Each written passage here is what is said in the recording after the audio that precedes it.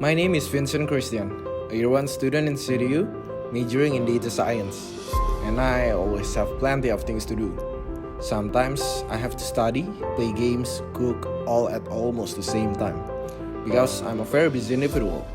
Many of my friends suggest me to multitask. But what the hell on earth is multitasking? In a fast-moving city, people in Hong Kong do everything in a short period of time. They walk fast, eat fast, drive fast, and even sleep fast. They have a lot of things to do over a short span of time, and if you ask them, how do they manage their work well?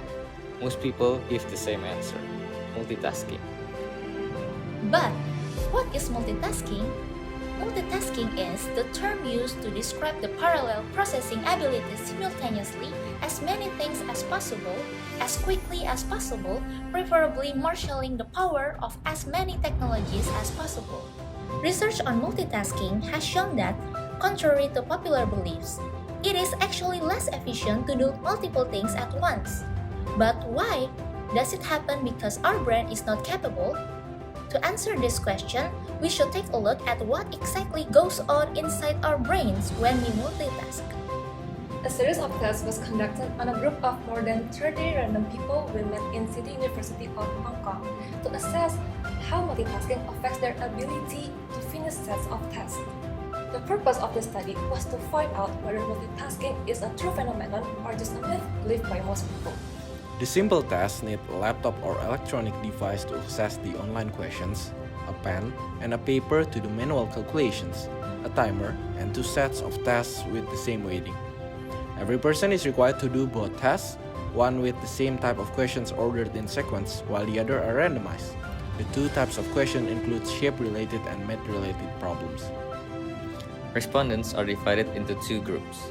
The first groups will do the test set A in sequence, then test set B in randomized order.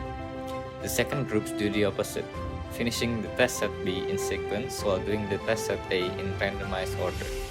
Such arrangement is created to prevent an unfair distribution between test set A and test set B.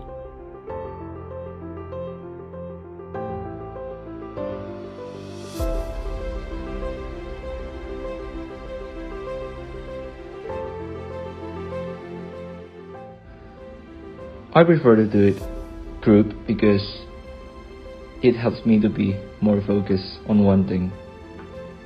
I prefer the group set because it helps me to easily focus on one thing, like I can do the math question first before the shapes. So if I have multiple assignments, I'll usually focus on one assignment and finish it first before I go to the next assignment. Because that way, I'll know what to do in that assignment and I'll do better. Well, actually, it depends. If an assignment requires time to wait, I usually do another assignment instead of waiting. I frequently multitask, such as I listen to the music while studying. For me, it is an effective way to study.